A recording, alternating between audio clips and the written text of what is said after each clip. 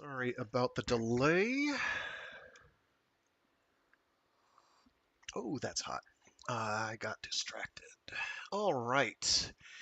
Welcome back to another installment, thrilling or otherwise, of The Jesus Incident. Sorry, of Free Read Fridays. I'm your intrepid narrator, Fraggeth, and I can't remember my intro crawl. Um, Intro spiel? Whatever. We'll be reading more of The Jesus Incident. And yeah, that's about what we're going to be doing. So there. Previously on, let's see. What happened last time? Hallie Eckel is getting a promotion and possibly going groundside.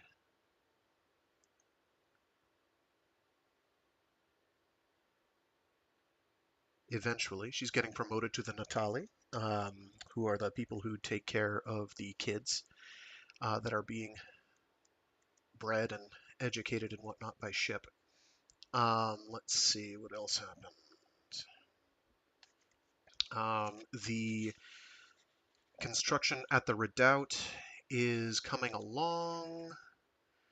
Um, Legata Hamill does not trust Morgan Oakes. She knows he's manipulating her. She can't remember what exactly happened in the scream room, but knows it wasn't good. She also did a run around the colony naked, um, but didn't get the tattoo slash iconography over her eye to indicate that she had done this. Running the P. She ran the P, the perimeter. Let's see. Anything else happen? Oh, yeah. Morgan Oakes dropped by and had a chat with Raja Thomas. Raja Thomas slash Flattery is pretty sure that Morgan Oakes is going to try and kill him on this expedition, but he doesn't quite know how he's going to manage it. And he can't really afford to worry about it at this point because he has to attempt to communicate with the lectrokelp because Ship has basically said that it's important.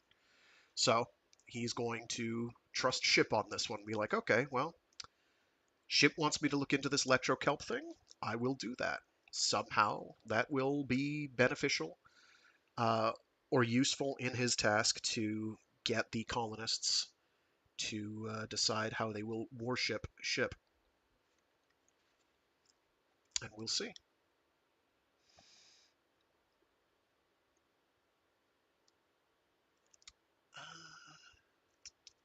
Oh, and Rachel Demarest is toast. She died. She also got sent to the scream room, and then her dead body turned up, lying on the ground, being eaten by critters. So she did. She did not get the good end of the deal, so to speak. She got shafted. Anyway, with that, that's basically our recap from what I can remember. Let's get cracking. Alrighty, let's go.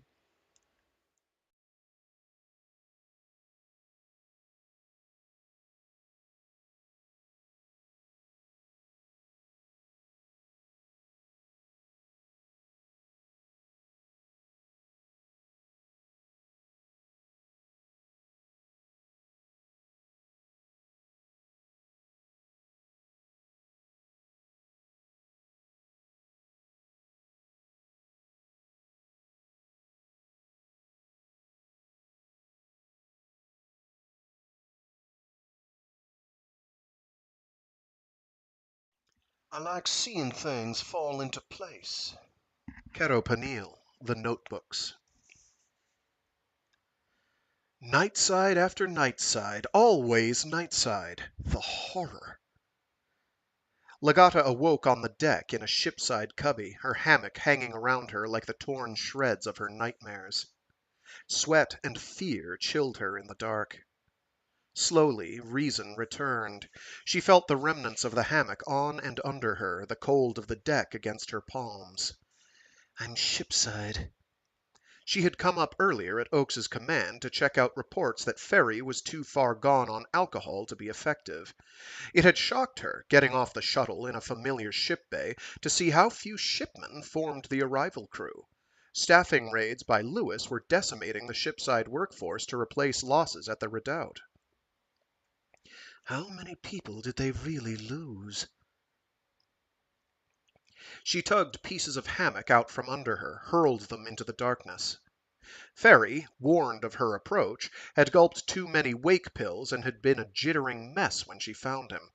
She had dressed him down in fury which had surprised even her, and had removed the last of his colony liquor supply. At least she hoped it was the last of it. I have to do something about these nightmares. Some details remained unclear upon waking, but she knew she dreamed of blood and her most tender flesh peeled back by dozens of needle-nosed instruments, all of this backed by the feverish glitter of Morgan Oakes' smile. Oakes' thick-lipped smile, but Murdoch's eyes, and, somewhere in the background, Lewis laughing. She found pieces of her bedding, an intact cushion, pulled them together, and, still in the dark, dragged herself across the cubby to a mat. Only once before had she felt this beaten, this empty, this helpless. The screen room. It was why she had run the P, to regain some pieces of her self-respect. Self-respect regained, but no important memories. What happened in that room? What kind of a game is Morgan playing? Why did he send me in there? She remembered the preliminaries. Innocent enough. Oakes had given her a few drinks, left her with a hollow canister which detailed, as he put it, a few of the treats available to those who can afford them. He had begun by showing her technical summaries and graphs of the work Lewis was doing on E-clones. The drinks fuzzed her thinking, but most of it remained in memory. Lewis has made remarkable modifications in the cloning system, Oakes said. Remarkable indeed. Lewis could grow a clone to age 30 annos in 10 diurns. He could engineer clones for special functions. It had occurred to her as she watched the holo display of Lab 1's clones that she could begin playing this game with Oakes, but that they must switch to her rules. I didn't even know the game. When Oakes had suggested she inspect Lab 1, she had not suspected that he wanted her to, that she was expected to. Nothing is sacred. The thought kept returning.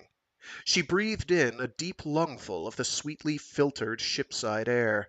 How different it was from groundside. She knew she was wasting time. There were things she must remember before returning to Oakes.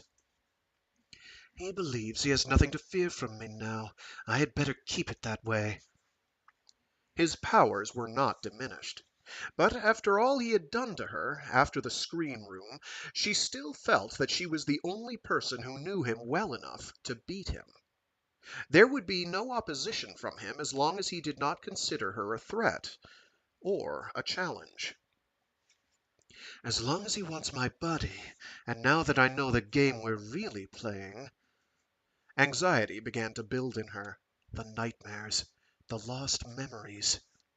She pounded the deck beside her with both fists. The anxiety rose in her like some thing, like a bastard child got by rape. The unresolved emotions in her were a place immediately demanding, and she felt that she looked down upon her present upset as the dying were said to look down upon themselves from some high and unresolved corner. Her hands pained her where she had pounded the deck.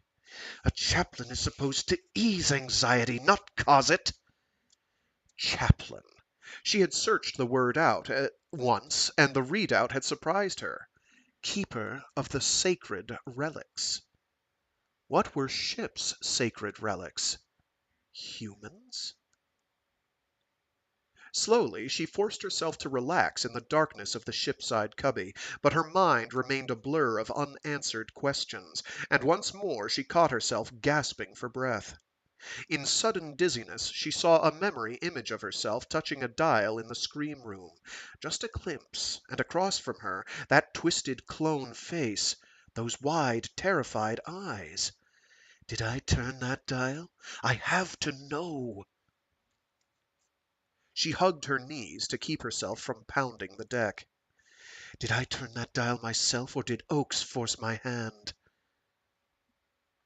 She held her breath, knowing that she had to remember. She had to. And she knew she would have to destroy Oakes, that she was the only one who could do it. Even ship cannot destroy him. She peered up into the cubby's darkness. You can't do it, can you, ship? She felt that someone else's thoughts spun in her head. Dizziness, dizziness. She shook her head sharply to rid it of the feeling. Nothing is sacred. Violent trembling shook her body. The scream room. She had to remember what happened there. She would have to know her own limits before she went after someone else's limits. She had to face the blank places in her mind, or Oakes would continue to own her. Not her body, but her most private self. He would own her. Her hands clenched into fists against her legs. Her palms ached from the bite of her own fingernails. I must remember. I must. There was one fogged memory, and she clung to it. Jessup kneading her maimed flesh with oddly gentle fingers whose deformity she had not even minded. That memory was real. She forced herself to open her clenched fists, relax her legs. She sat cross-legged on the mat, sweating and nude. One hand went out in the dark and groped for one of the bottles of wine she had taken from Ferry. Her hands were shaking so badly she was afraid she would crush a glass. Besides, that would require her to stand, turn on lights, open a locker. She uncapped the raw wine and drank straight from the bottle. Presently, a semblance of calm restored, she found the light control, tuned it for a low yellow, and returned to the bottle she had left on the deck. More of that? She had visions of herself reduced to Ferry's condition. No, there had to be a better way. She recapped the bottle, stuffed it in a locker, and sat on her mat, feet stretched out straight. What to do? Her gaze fell on her reflection in the mirror beside her hatch, and what she saw made her groan. She liked her body, the suppleness, the firmness. To men it appeared intensely female and soft, an illusion attributable to large breasts. But even her breasts were firm to touch, toned by a rigorous physical program which few besides herself and Oakes knew she enjoyed. Now, though, she saw red marks across her stomach, down one arm, the beginnings of softness down her thighs where there were more red streaks from her nightmare struggle with the hammock. She held up her left hand and stared at it. The fingers ached. In that slender arm and those fingers she had the strength of 5 men. She had discovered this early, and, afraid it would mean a life of body work instead of mind work, she had concealed this genetic gift. But she could not hide from what the mirror showed, the shambles she had made of her hammock and the marks on her flesh. What to do? She refused to go back to the wine. Sweat was beginning to cool on her skin. Her thick hair was stuck to her face and neck, damp dark at the ends. She no longer felt perspiration trickle down the small of her back. Her green eyes stared back at her from the mirror and pried into her like Oakes's spying sensors. Damn him! She closed her eyes in a grimace. There had to be some way of breaking through the memory barrier. What happened to me? Scream room. She spoke it aloud. Scream room. Jessup's terrible fingers kneaded her neck, her back. That's like dough. Kneaded. Kneaded. Abruptly, images began to rush through her mind like a storm. Bits and shards at first, a glimpse of a face here, an agony there, writhings and couplings. There was a rainbow of sad clones mounting each other, always sweating, their freak organs slick, waving. I took none of them. Her terrible strength had stunned the clones. Blood! She saw blood on her arms. But I did not join them. None of it. She knew it. And because she knew it, there was a new strength in her. An objectifying freedom glared from her eyes when she stared once more into the mirror. The hollow record. Oakes had offered to play it for her, amusement in his eyes. And something else there, a fearful watching. She had refused. No, perhaps some other time. And her stomach was a knot of terror. Oh, wait, no, that was him that said that.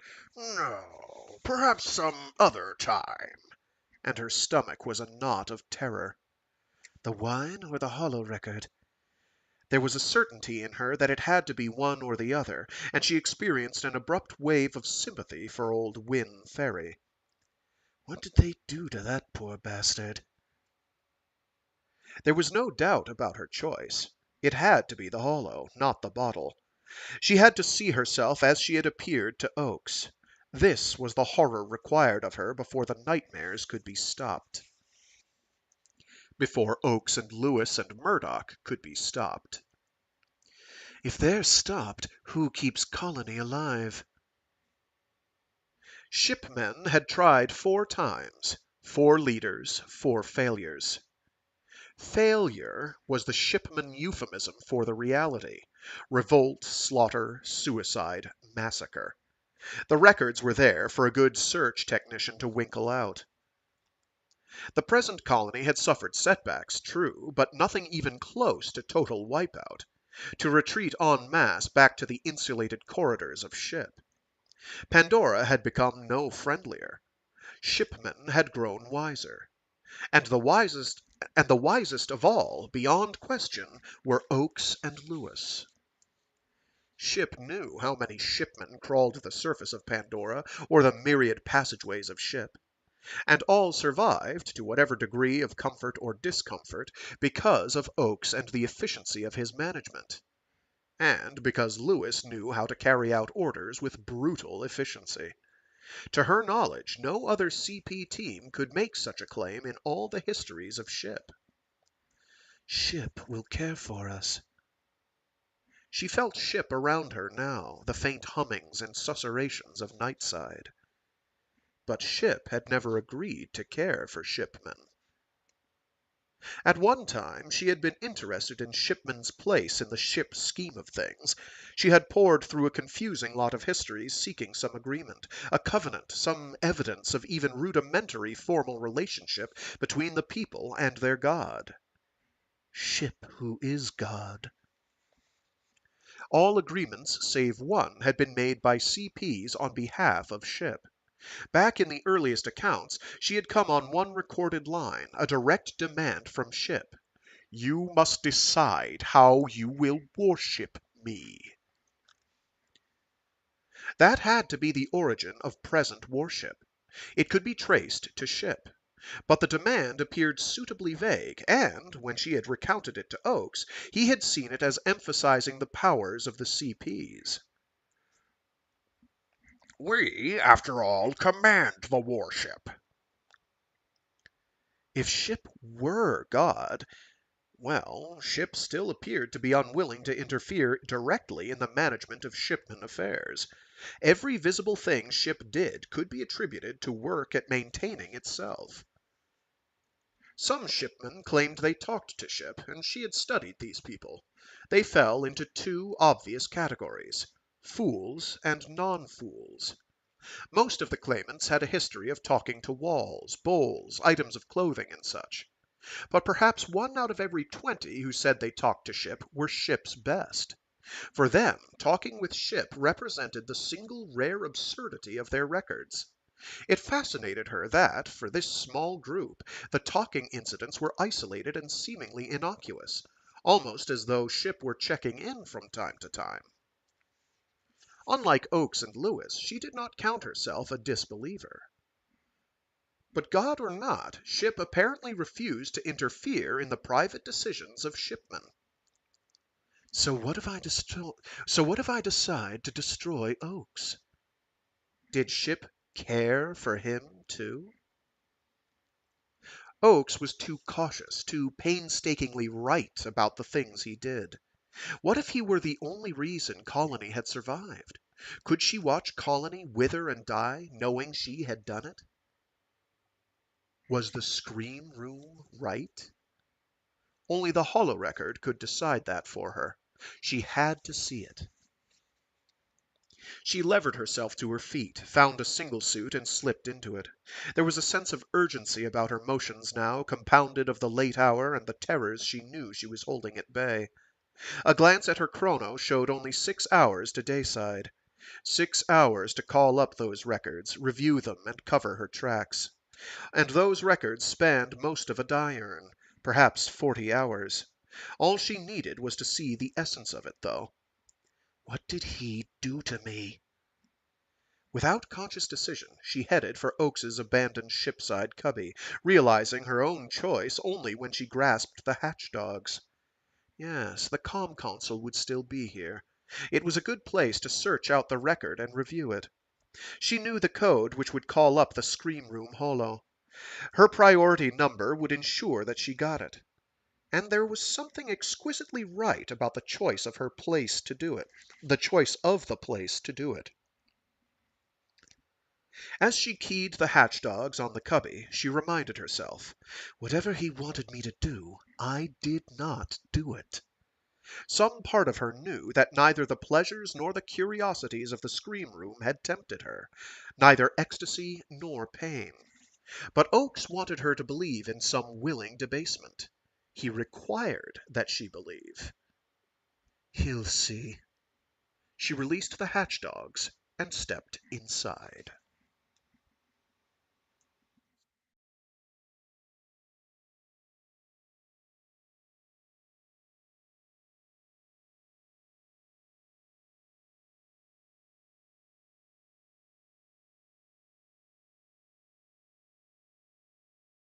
The family feeds its fledgling, and under the nest weaves twigs.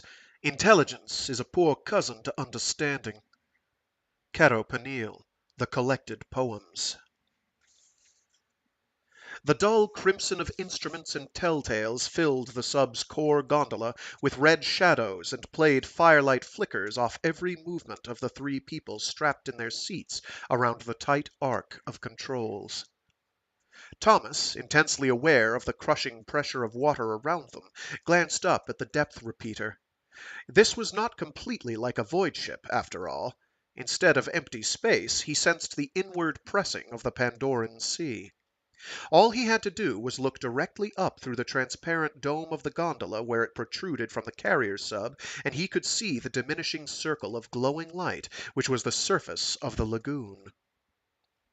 As he moved his head, he glimpsed Waela engaged in the same reflexive check of the repeater. She appeared to be taking it well. No residual fugue from her bad experiences down here. He looked then at Kerro Panille. This poet was not what he had expected. Young, yes, barely past 20 according to the records, but there was something more mature in Panille's manner. The poet had been quiet during the descent, not even asking the expected questions, but his eyes missed very little. The way he cocked his head at new sounds betrayed his alertness. There had been no time really to train him for this. Waela had set Panille to watching the monitors on their communications program to signal when it began accepting the firefly patterns of the kelp.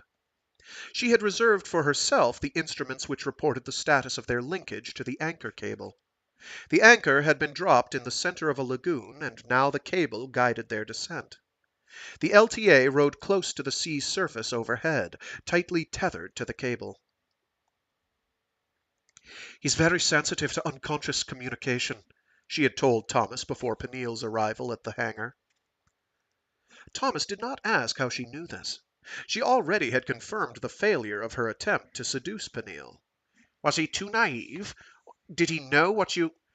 Oh, he knew, but he has this thing about his body being his own, rather refreshing in a man. Is he... Do you think he's really working for Oakes? He's not the type.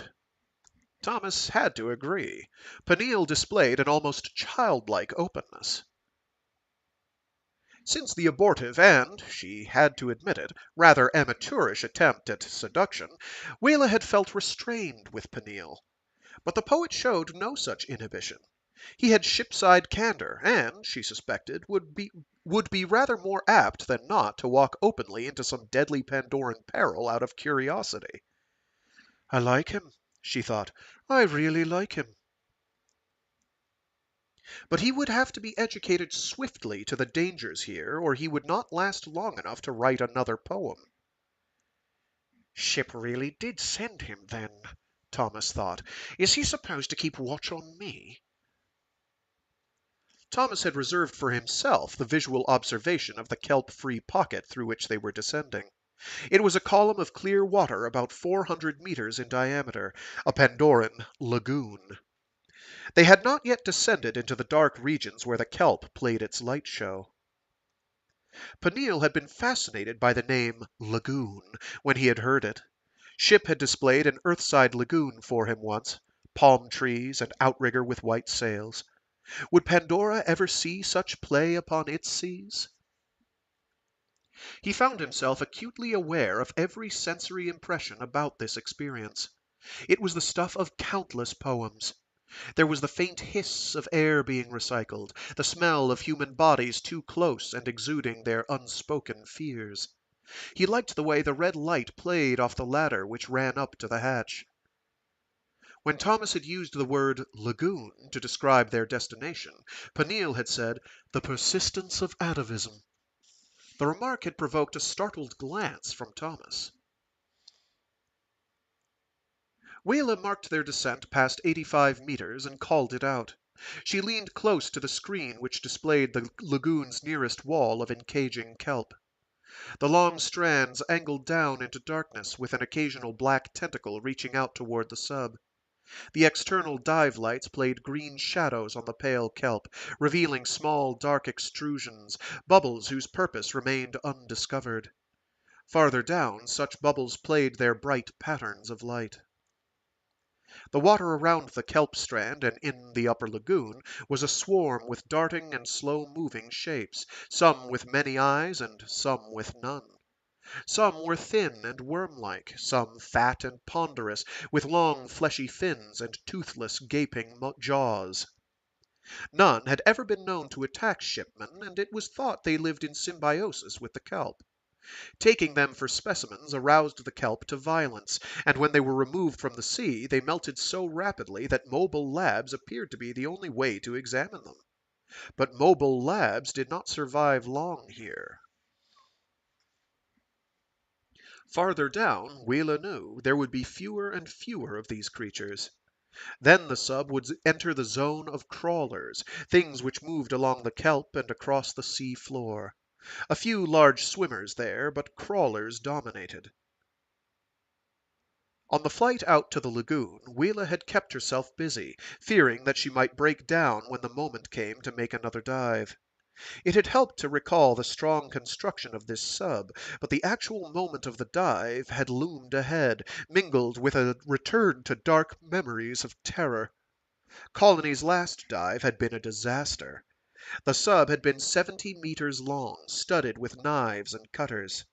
It had cost Colony a terrible toll in lives to transport it across the Egg's undulating plains to the one area on the south coast where they could skid the sub into a wave-washed bay of kelp.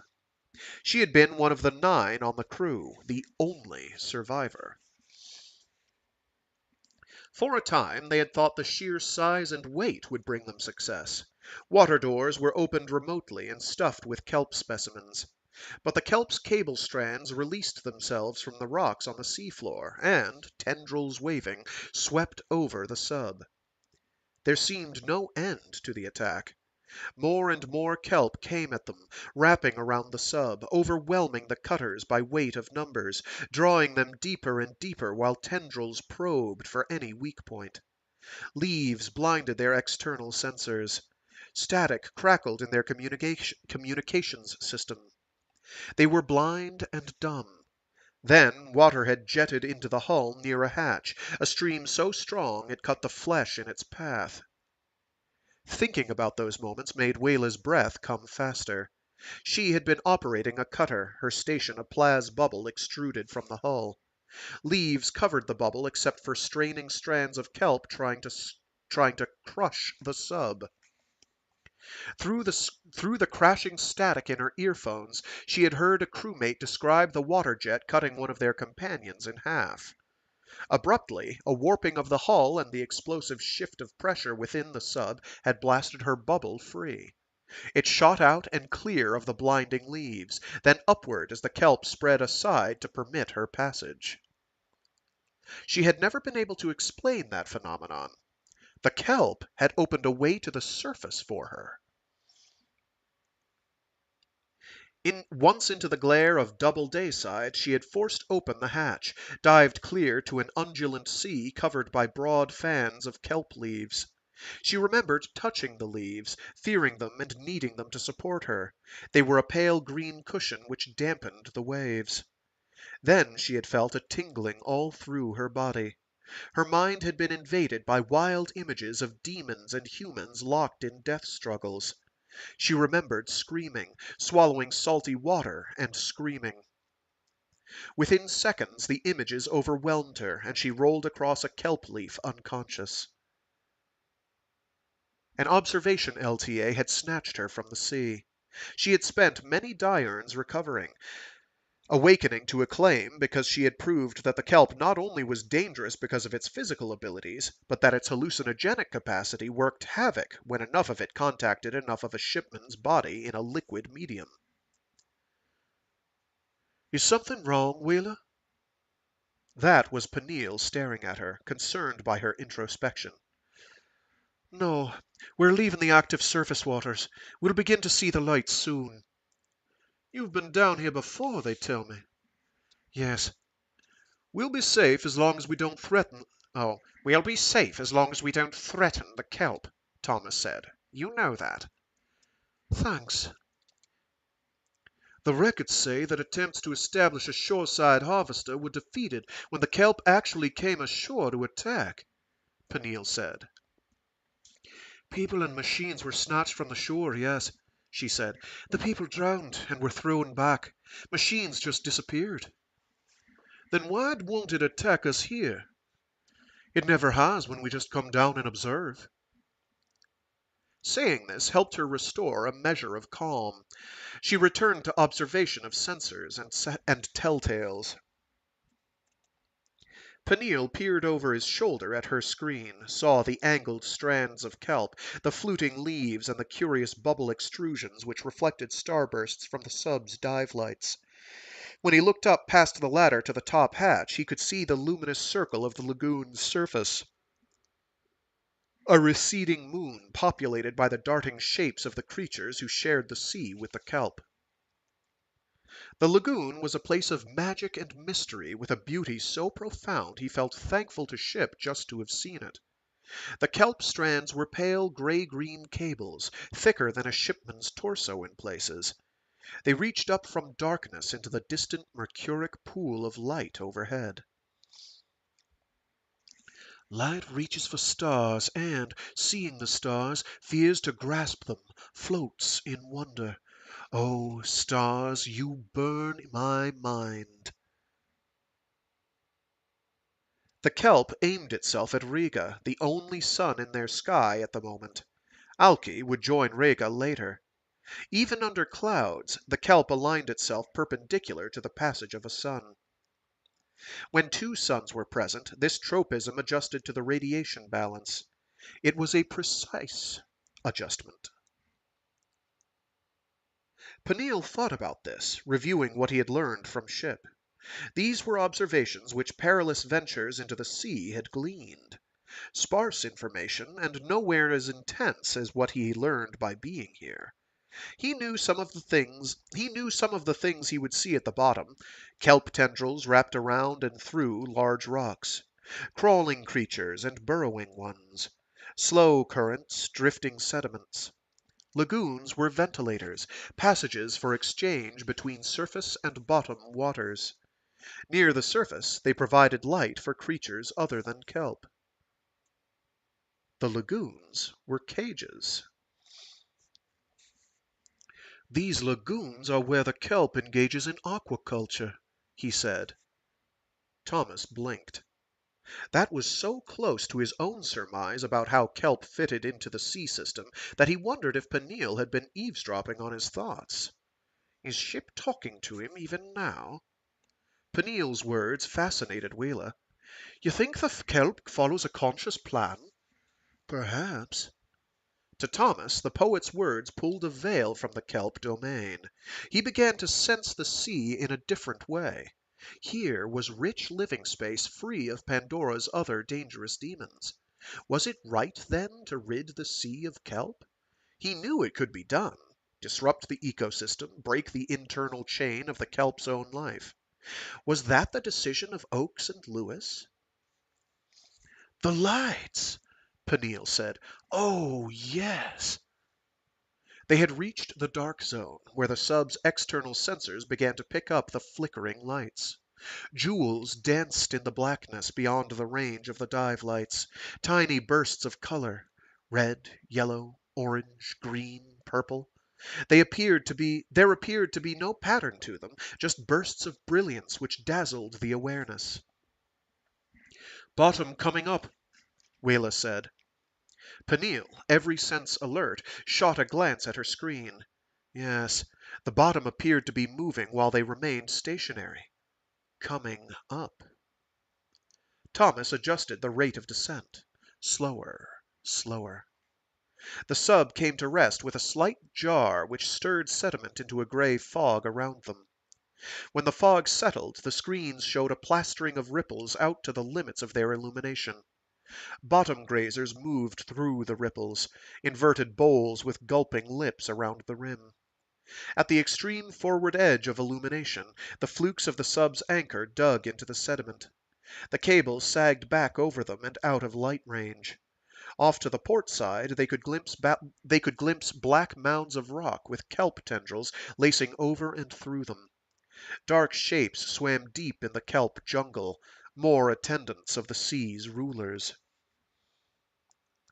Tiny crawlers already were working their way along the anchor and the cable. Panille knew that the anchor tackle had been made of native iron and steel, substances which would be etched away to lace in a few die-irons. Only plaz and plasteel resisted the erosive powers in Pandora's seas. This knowledge filled him with a sense of how fragile was their link to safety. He watched the jewel brilliance flickering in the gloom beyond the sub's dive lights. They seemed to speak to him. "We are here. We are here. We are here." To Thomas, the lights were like the play of a computer board. Watching holo-records of them had formed this association in his mind. He had proposed it to Waela during one of the sessions when she had been teaching him the ways of Pandora's deeps. Now, I don't know if this is him talking or her. "A computer could crunch far greater numbers, form so many more associations so much faster."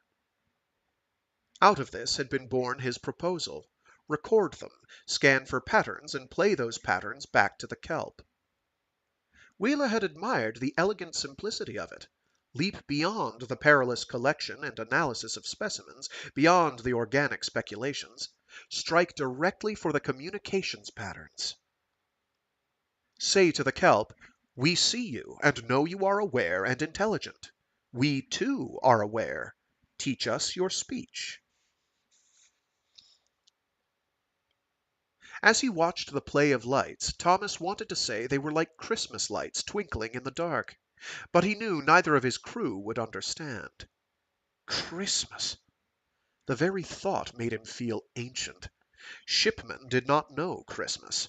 They played other religious games. Perhaps the only person in his universe who might understand Christmas was Hallie Eckel. She had seen the Hill of Skulls. What did the Hill of Skulls and the Passion of Jesus have to do with these lights flickering in a sea?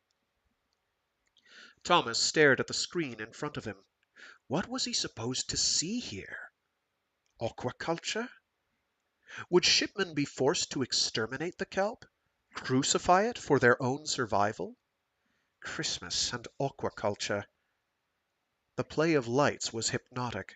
He felt the silent wonder of watchfulness throughout the command gondola. A sense of revelatory awe crept over him. Here on the bottom was the record of Pandora's budget, all the transactions which the planet's life had made. This was more than the bourse. It was the deposit vault where Pandora's grand geochemical and biochemical circuit of exchange lay open to view. What do you here, mighty kelp? Was this what Ship wanted them to see? He did not expect Ship to answer that question. Such an answer did not fit into the rules of this game. He was on his own down here. Play the game, devil. The pressure of the water around their gondola filled his awareness. They remained here by the sufferance of the kelp. By the kelp's own tolerance could they survive. Others had come into this sea and survived by careful restraint. What might the kelp interpret as a threat? Those jeweled blinkings in the gloom took on a malevolent aspect to him then. We trust too much. In the silence of his fears, Panille's voice came as a jarring intrusion. We're beginning to get some pattern indicators. Thomas shot a glance at the recording board to the left of his console. The load sensors indicated preparation for playback. This would control the sub's exterior bubbles to replay any light patterns. Oh, there's not a period there. Never mind. This would control the sub's exterior bubbles to replay any light patterns which the computer counted as repetitive and significant. Any such patterns would be played to the kelp. See, now we talk to you. What are we saying? That would catch its attention. But what would it do? The kelp's watching us, Panille said. Can you feel it? Thomas found himself in silent agreement. The kelp around them was watching and waiting. He felt like the child of that faraway day at Moonbase when he had entered the creche school for the first time. There was a truth revealed here which most educators ignored. You could learn dangerous things. If it's watching us, where are its eyes? Waela whispered. Thomas thought this a nonsense question. The kelp could possess senses which shipmen had never imagined. You might just as well ask about Ship's eyes. But he could not deny that sense of watchfulness around the sub. The presence which the kelp projected onto the intruders was an almost palpable thing. The recorder buzzed beside him, and he saw the green lights which signaled the shift to replay. Now the extruded bubbles on the carrier surface were playing back something, he had no idea what. Exterior sensors revealed only a glow of many colors reflecting off particles in the water. He could see no discernible change in the light play from the kelp. Ignoring us, that was Waela. Too soon to say, Panille objected. What's the response time of the kelp? Or maybe we're not even speaking to it yet. Try the pattern display, Waela said. Thomas nodded, punched for the prepared program. This had been the alternate approach. The alternate. I thought it said alternative in my brain. Forged ahead. This had been the alternate approach. The small screen above the recorder board had begun to show what was being displayed on the sub's hull. First Pythagorean squares, then the counting of the sticks, the galactic spiral, the pebble game. No response from the kelp. The dim shapes of swimmers among the kelp did not change their movements dramatically. All appeared to be the same. Waela, studying her own screens, asked, "Am I mistaken, or are the lights brighter?" "A bit brighter, perhaps," Thomas said. "They are brighter," Panille said. "It seems to me that the water is murkier. If... Look at the anchor cable!" Thomas flicked to the view Panille's screen displayed, saw the sensors signaling the approach of some large object from above. "The cable's gone slack," Waela said. "It's sinking." As she spoke, they all saw the first remnants of the LTA bag settling around them into the range of the dive lights, dull orange reflections from the fabric, black edges. It pulled a curtain over the bubble dome above them. This disturbed the creatures among the kelp and ignited a wild flickering in the kelp lights, which vanished as the curtains settled around the sub. "Lightning hit the bag," Waela said. "It—" "Stand by to drop the carrier and blow all tanks," Thomas said. He reached for the controls, fighting to suppress panic. "Wait!" Panille called. "Wait for all of the bag to settle. We could be trapped in it, but the sub can cut a way through it." "I should have thought of that," Thomas thought. "The bag could trap us down here."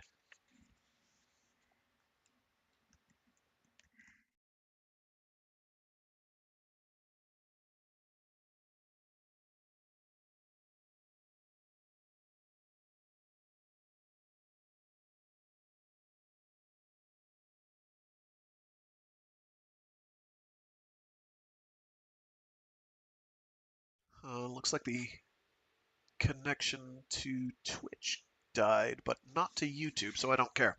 Okay, sorry about that.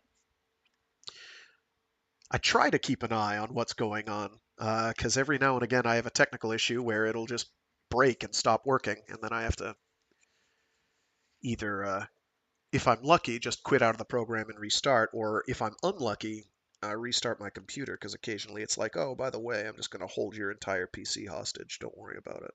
Fortunately, this has not happened right now, but it did happen last week. Here we go. Hittite law emphasized restitution rather than revenge.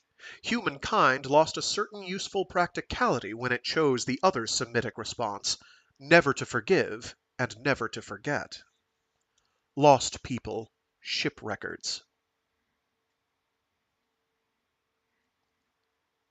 Legata sat back, her whole body shaking and trembling. She could tell by the flickering cursor on the comm console that it was almost dayside. Familiar activities would begin out in ship's corridors, familiar but with a feeling of sparseness because of the diminished crew. She had kept illumination low during nightside, wanting no distractions from the holorecord playing at the focus in front of Oak's old divan. Her gaze lifted, and she saw the mandala she had copied for Oak's quarters at the redoubt. Looking at the patterns helped restore her, but she saw that her hands still shook. Fatigue, rage, or disgust? It required a conscious effort to still the trembling. Knots of tension remained in her muscles, and she knew it would be dangerous for Oakes to walk into his old cubby right now. I'd strangle him. No reason for Oakes to come shipside now. He was permanently groundside. The prisoner of his terrors. As I was, until...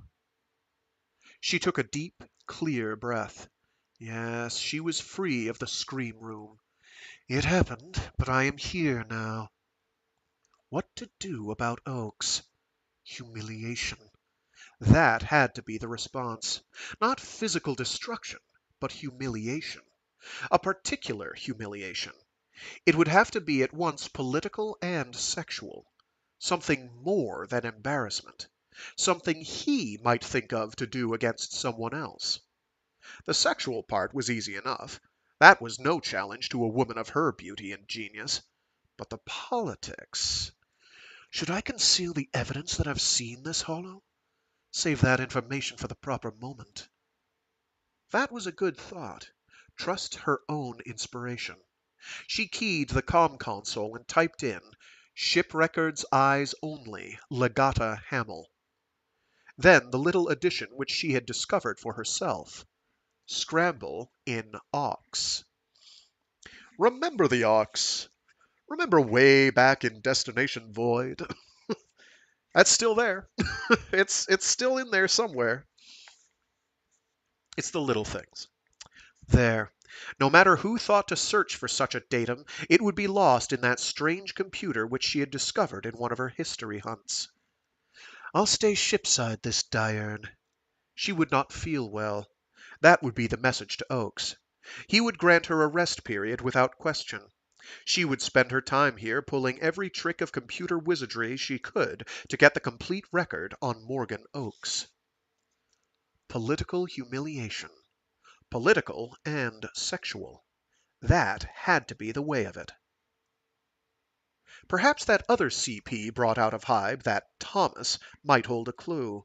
Something in the way he looked at Oakes, as though he saw an old acquaintance in a new role. And she owed a debt to Thomas. Strange that he should be the one to know if that she had run the P. He had kept the secret without being asked. Or asking. Rare discretion. She had no thought of fatigue now. There was food shipside when she needed it. The power of Oakes's position made that no problem. She sent her message to Oakes groundside, turned to the console. Somewhere in the records there would be a useful fact or two, something Oakes had hidden or that he did not even know about himself. Now, is that about himself or is that about himself? Sorry. Is that something about him or is that something he didn't know about?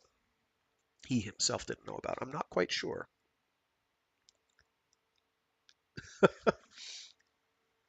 Kind of a semantic question, but it does sort of matter. She'd go for either one at this point. Somewhere in the records there would be a useful fact or two, something Oakes had hidden or that he did not even know about himself. Perhaps something he had done and did not want revealed. He was good at this concealment game, but she knew herself to be better at it. She began at the main computer. Ship's major interface with shipmen. Would it take fancy programming, a painstaking search through coded relationships which could hide bits of data far in the recesses of offshoot circuitry such as the aux gate? How about the aux gate? She hid things there, but had never asked it about Oakes. She tapped out a test routine, keyed it, and waited. Presently, data began flowing across the small screen on the console. She stared. That simple? It was as though the material were waiting for her to ask. As though someone had prepared a bio for her to discover. Everything she needed was there. Facts and figures. Suspect everyone, Oakes had said. Trust no one. And here he was being proved right beyond his wildest fears. The text kept rolling out. She backed it up, keyed for printout, and set it in motion once more. The heading of the record was the most surprising thing of all. Morgan Lawn Oakes. Cloned. Raised, as he would put it, like a common vegetable. Out of the axolotl tanks and into an earthside womb. Why?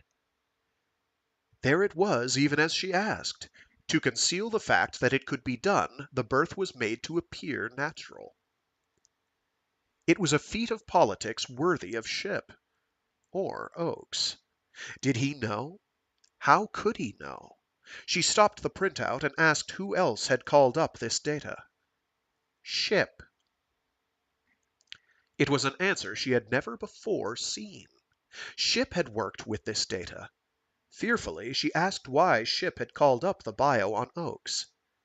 To store it in a special record for Kerro Panille should he ever desire to write a history. She pulled her hands away from the keys. Am I talking to Ship? Panille was one of those who said he talked to Ship. Not one of the fools, then. Am I a fool? She found herself more fearful of this discovery than she had been of the screen room. Ship dealt in powers far beyond those of Oakes and Lewis and Murdoch. She glanced around the enlarged cubby. Pretentious damned place. Her gaze fell on the mandala. He had taken the movable hangings. The mystical design lay exposed against a bare metal bulkhead of silvery gray. It appeared lifeless to her, robbed of some original breath.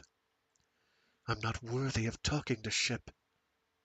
This had been an accident, a dangerous accident. Hesitantly, she started the Oakes bio printing once more. Words again flowed across the screen, and the printer rattled with its text. Legata heaved a deep sigh of relief. Perilous ground. But she had escaped. This time. She felt that something strange was happening, some new program awakening in Ship. It was a feeling in her shoulder blades. Something even more awesome might happen, and she was right in the middle of it. Her attention returned to the Oakes bio. That had been a time of great scurrying about Earthside, great secrets. Oh, great scurrying about Earthside, great secrets. Salvation and survival, whatever the label, the arrival of Ship, and the desperation of doomed people. Desperation breeds extremes, if nothing else. Legata! It was Oakes calling her name, and she felt her heart skip a beat. But it was the console override. He was calling her from groundside. Yes? What are you doing? My job. She glanced at the comm console telltales to see if he could find out what she was reading. It was still blocked by the aux gate. He recognized the sound of the printer, though. What are you printing out? Some data you'll find interesting. Ah, yes. She could almost see his mind working on this. Legata had something she would not trust to the open channels between ship and ground. She would show it to him, though. It must be interesting. I'll have to find something juicy, she thought. Something about Ferry. That's why I'm here. What do you want? She asked. I've been expecting you groundside. I'm not feeling well. Didn't you get my signal?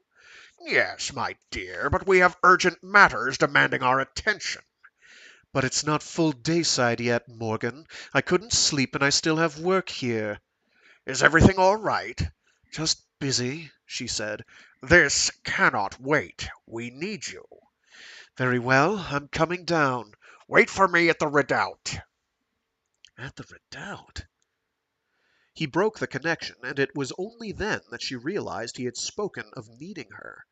Was that possible? Alliance or love? She did not think there was much room for love in the convoluted patterns of Morgan Oakes.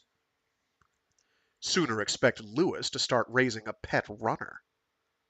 Either way, Oakes wanted her presence. That gave her a wedge into the power she needed. Something still nagged at her, though, the one fear above all others. What if he does love me? Once she had thought she wanted him to love her. There was no question that he was the most interesting man she had ever met. Unpredictably terrifying, but interesting. There was much to be said for that. Will I destroy him? The printer finished producing the Oakes bio. She folded it, crossed to the mandala looking for a place to conceal the thick wad of ship script. The mandala was fixed solidly to the bulkhead. She turned and glanced around the cubby. Where to hide this? Do I need to hide it? Yes, until the right moment. The divan? She crossed to the divan and knelt beside it. The thing was fixed to the deck by bolts. Could she call a serviceman? No, she didn't dare let anyone suspect what she was doing. Gritting her teeth, she put 2 fingers on a bolt and twisted. The bolt turned. Strength has its purposes. The bolts removed, she lifted the end of the divan. My, it was heavy. She doubted that 3 men could lift it. She slipped the text under the divan, restored the bolts, twisting them tight. Now for something juicy about Wynn Ferry. She stood up and returned to the console. Ferry gave her no difficulty either. He practiced no discretion whatsoever. Poor old fool. I'm going to destroy Oaks for you, Wynn. No, don't trick yourself into nobility. You're doing it on your own and for yourself. Let's keep love and the glory of others out of it.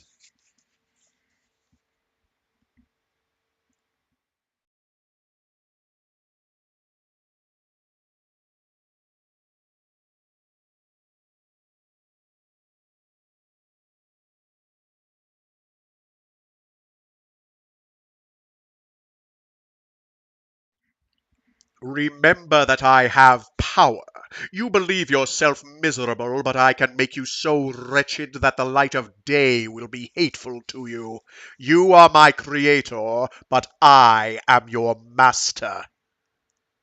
Frankenstein's monster speaks. Ship records. Yet again, want to thank whoever it was who asked for Mary Shelley's Frankenstein be read on stream, and that we got around to it before reading this. Good stuff. Convenient. A bit of serendipity, if you will. Oakes woke out of his cubby first sounds. Whoa. Oh, I read part of the line midway through. Sorry. Oakes woke out of his first sound sleep groundside to muffled pounding outside his cubby. His fingers reached his comm console before he was even awake, and the view screen showed complete madness up and down Colony's corridors. Even outside his own locked hatchway. I'm hungry now! I'm hungry now! I'm hungry now! The chant was a snarl in the throat of the night. There were no guns in evidence, but plenty of rocks. How far away from that are we right now in America, do you think? I always think it's right around the corner, but we never quite manage it.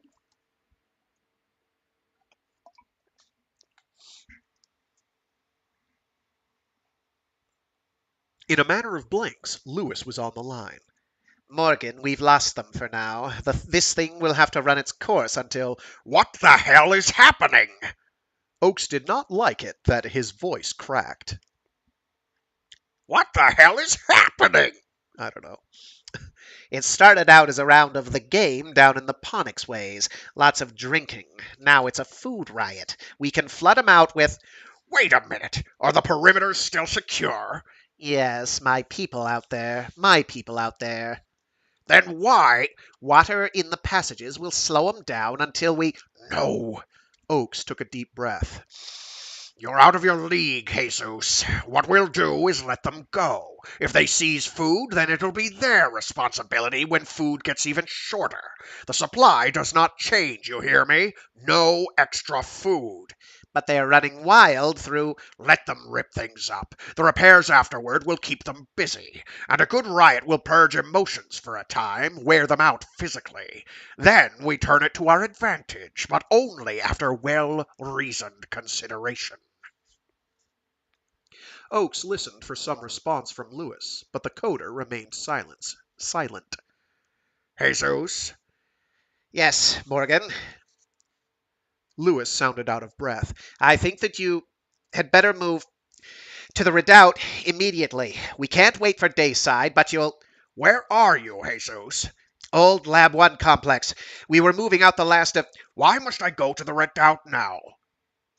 Oakes blinked and turned up the illumination on his cubby. The riots will pass. As long as the perimeter's secure, we can...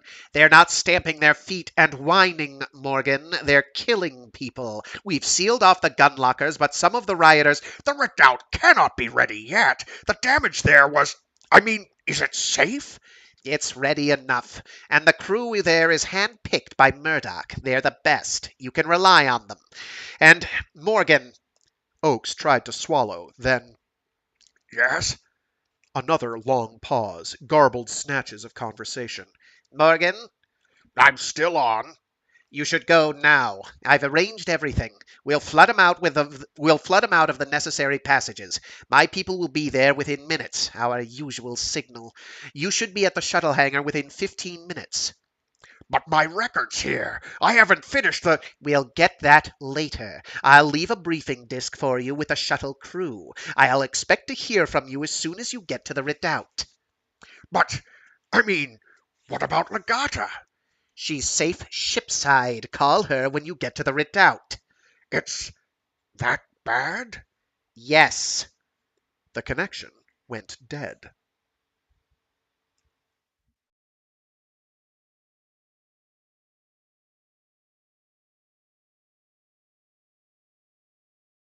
So what just happened there, where we had one chapter, the one with Legata, and then she's told to go to the redoubt, and then we have afterwards the explanation for why she has to go to the redoubt, is something that's going to happen a couple times throughout the series. The Lazarus effect has, uh, particularly towards the end, a couple like, wait, what's going on?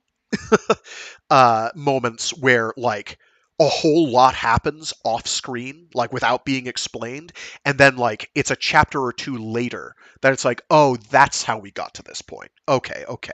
That's how we arrived at the new status quo we've been on for a chapter or two. Wild.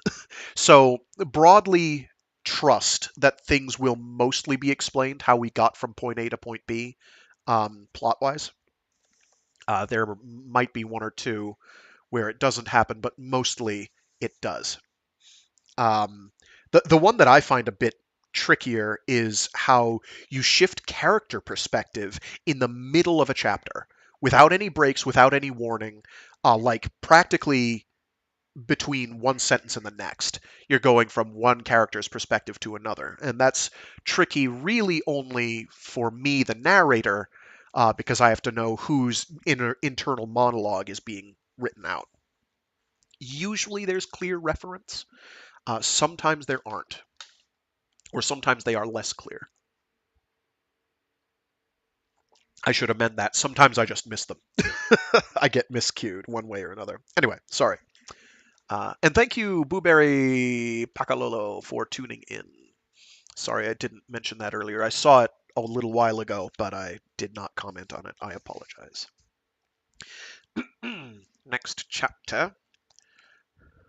Though a pendulum's arc may vary, its period does not. Each swing requires the same amount of time. Consider the last swing and its infinitesimal arc. That is where we are truly alive, in that last period of time. Oh, in the last period of the pendulum. Kerro Panille, The Notebooks. Legata looked past Oaks to the sea below the redoubt. It was an orderly sun's set out there, Rega following Alki below the rim of the sea. A distant line of clouds boiled along the horizon's curve.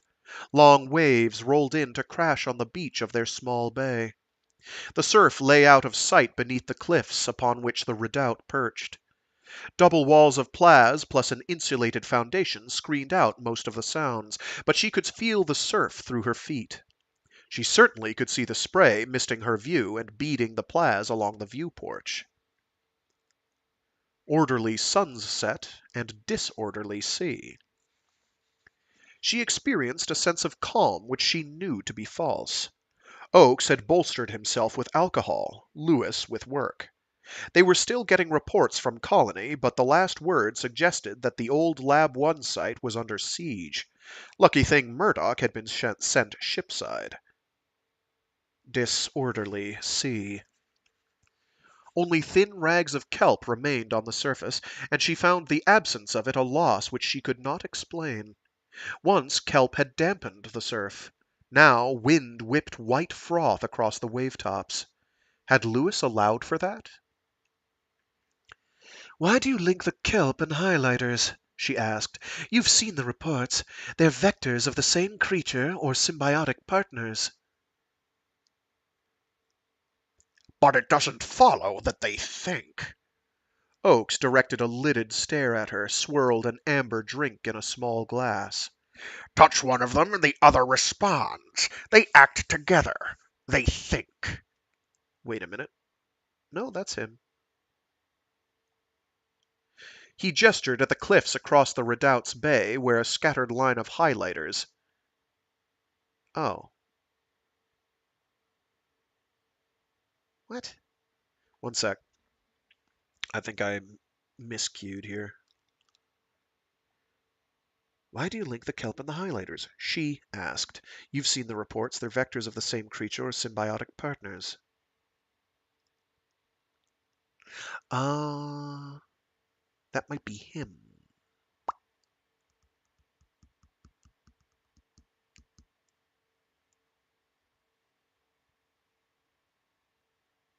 You've seen the reports. They're vectors of the same creature or symbiotic partners.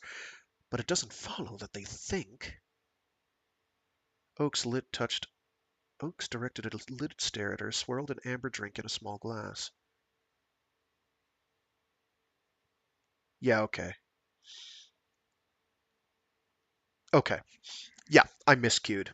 Um, Partly because there isn't a line break between she asked and you've seen the reports. It just continues on the same line. And normally I expect it to do a line hop. Anyway, we're going to try that over again. My apologies. Sometimes this will happen. Especially when you have a fairly trickily written book like this. Um, this will occasionally occur. Why do you link the kelp and the highlighters? She asked. You've seen the reports. They're vectors of the same creature or symbiotic partners. But it doesn't follow that they think. Oakes directed a lidded stare at her, swirled an amber drink in a small glass. Touch one of them and the other responds. They act together. They think. He gestured at the cliffs across the Redoubt's bay where a scattered line of highlighters hovered like watchful sentries. They're not attacking now, she said. They're planning. How can you be sure? We plan. Maybe they're not like us. Maybe they're not very bright. Bright enough to pull out and regroup when they're losing. But they're only violent when we threaten them. They're just a nuisance. Nuisance? They're a threat to our survival. But so beautiful. She stared across the small bay at the drifting orange bags, the stately way they tacked and turned, touching the cliff with their tendrils to steady themselves, avoiding their fellows. Turning only her head, she shifted her attention to Oakes and tried to swallow in a dry throat. He was staring down into his drink, gently swirling the liquid. Why wouldn't he talk about what was happening at Colony? What was happening at Colony? There we go. Enunciate my consonants. Sorry. She felt nervous precisely because Oakes no longer appeared nervous. It had been 2 full diurns since the food riot. What was happening? She sensed new powers being invoked, the bustling activity all through the redoubt, while Oakes stood here drinking and admiring the view with her. Not once in this period had Oakes turned to her with an assignment. She felt that she might be on probation for a new position. He could be testing her. Does he suspect what I discovered about him shipside? Morgan Lon Oakes. Impossible. He could not appear this calm in the face of that knowledge. Oakes raised his eyebrows at her and tossed back his drink. They're beautiful, yes, he said. Very pretty. So's a sun going nova, but you don't invite it into your life. He turned back to the ever-present dispenser for another drink, and something about the mural on the inner wall of the porch caught his eyes, startling him. The thing seemed to move, like the waves of the sea. Morgan, may I have a drink too? Her voice sounded small and weak against the background of the mural, yet she had created this mural. A gift. He had thought, she wants to please me. But now, there was always something other than pleasing in the way she looked at him. What had she really meant with this painting? Was it to please him or disturb him? He stared at it. The painting was a splash of colors, much larger than the mandala for his new offices here. She called it Struggle at Sunset. The mural recreated a scene they had witnessed earlier on Hollow. Colonists at a construction site near the sea fighting back a sudden swarm of highlighters. One colonist dangled by a leg in midair, wide-eyed. Horror or hallucination? The doomed man pointed an accusing finger out of the painting directly at the observer. This detail had escaped Oakes before. He stared at it. All the construction sites, the drilling sites, the mine heads, all of them were shut down now. Everything depended on the redoubt. Why did that figure in the painting look accusing? A drink, please, Morgan? He did not have to turn to know her expression, the tongue flickering out to wet her lips. What was she planning? He pressed the dispenser key for 2 drinks.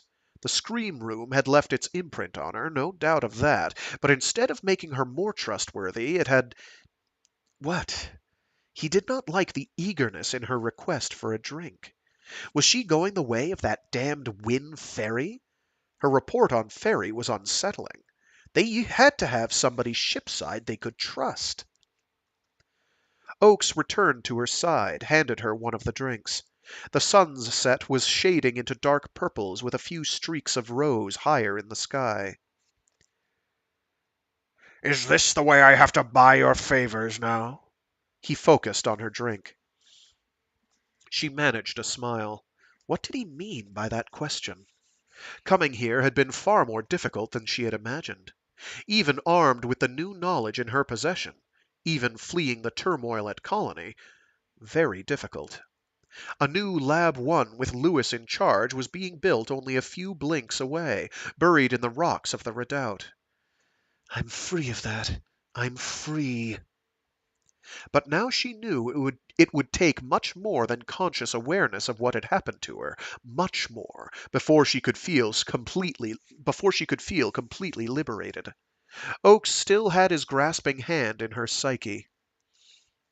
Her fingers trembled as she sipped from the glass he had handed her. It was pungent and bitter, a distillation, but she could feel it soothing her. When the right time comes, Morgan Lawn Oakes. Oakes touched her hair, stroked her head.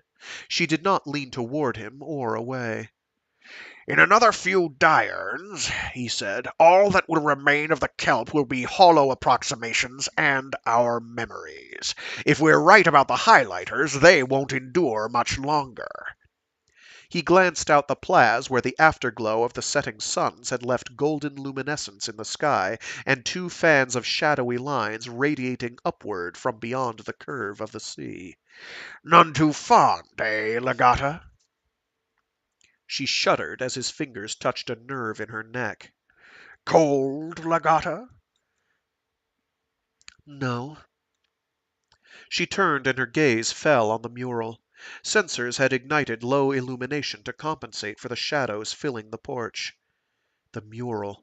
It drank her mind. I did that. Was it real or dream? She stared into the mural at the world of her dreams, that peculiar soothsayer of the mind called imagination, a world Oakes could never see without the intervention of someone like herself.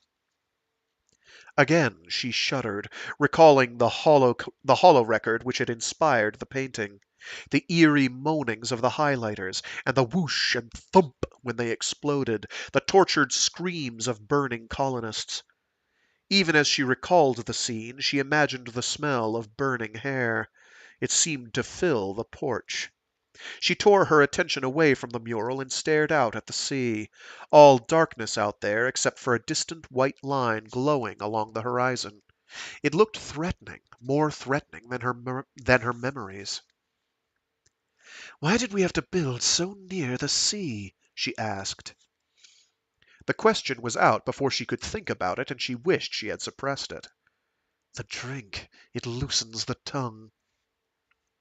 We're high above the sea, my dear, not very near at all. But it's so big and... Legata, you helped draw the plans for our redoubt. You agreed. I recall your words clearly. What we need is a place to get away, a safe place. But that was before the scream room, she thought. She forced herself to look at him. The dim illumination erased the soft edges of his features and left the shadows controlled by his skull.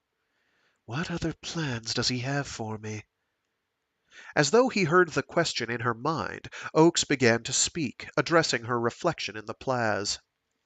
As soon as we get matters orderly down here, Legata, I'll want you to make a few trips back to the ship. We'll have to keep an eye on Ferry until we can find a replacement. So he still needs me. It was clear now that he feared going shipside more than he feared the Terror's groundside. Why? How does ship threaten him? She tried to imagine herself as Oakes back in his cubby shipside, completely surrounded by the presence of ship. Not the ship. Ship. Did Oakes, after all, believe in ship? He put an arm around her waist. You agreed, my dear. She forced herself not to cringe, fearful of the artificial kindness in his tone, afraid of unknown plans he might have for her. What was the reasoning behind his decisions? Perhaps there is no reason. The futility of this thought frightened her even more than Morgan Oakes did. Morgan Lawn Oakes. Could it be that clones and the wild creatures of Pandora, and shipmen, that so many died because Oakes acted without reason? He has his reasons. Once more she looked at her mural. What did I paint there? The doomed man stared back at her. The eyes, the melting flesh, the pointing finger, all screamed, "You agreed! You agreed!" "You can't kill all of the creatures on this planet," she whispered, and shut her eyes tight. He removed his arm from her waist. Pardon me, Legata. I thought you said can't. I... She could not continue. He took her arm above the elbow the way Murdoch had grasped her at the scream room. She felt him guide her across the porch, and she opened her eyes only when her shins touched the red couch. Firmly he pressed her down into the cushions. She saw that she still clutched her drink, some of it still sloshing in the glass. She could not look up at Oakes. She was shaking so hard that small splashes of the drink jumped out of the glass to settle on her right hand and thigh. Do I make you nervous, Legata? He reached down to stroke her forehead, her cheek. She could not answer. She remembered the last time he did this and began to cry silently, her shoulders stiff, tears flowing quietly down her cheeks. Oakes dropped to the couch beside her, took the drink from her hand, and put it somewhere aside on the floor. He began to massage the back of her neck, working the stiffness out of her shoulders. His fingers, his precise medical touch, knew where to reach her and how to ease through her defenses. How can he touch me like this and be wrong? She leaned forward, almost totally relaxed, and her elbow touched a damp spot on her thigh where she had spilled her drink. She knew in that instant that she could resist him, and that he would not expect the way of her resistance. He does not know about the record I hid shipside. His fingers continued to move so expertly, so full of pseudo-love. He doesn't love me. If he loved me, he wouldn't. She shuddered at a memory of the scream room. Still cold, my dear. His practiced hands pulled her gently down onto the couch, eased the tensions from her throat and breast. If he loved me, he wouldn't touch me this way and frighten me the way he does. What does he really want? It had to be more than sex, more than her body, which he knew how to ignite with such sureness. It had to be something far more profound. How strange the way he could go on talking to her at a time like this. His words seemed to make no sense whatsoever. And in the recombinant process itself, we have gained an interesting side effect to the degeneration of the kelp. Degeneration. Always degeneration.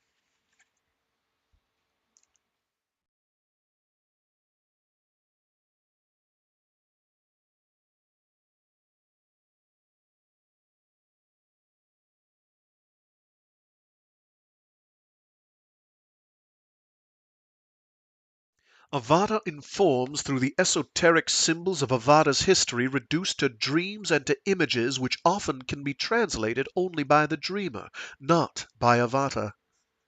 Kerro Panille, History of the Avada. There's no reason to panic yet, Waela told herself. Other subs had lost their LTAs and survived. The drill was spelled out by those experiences.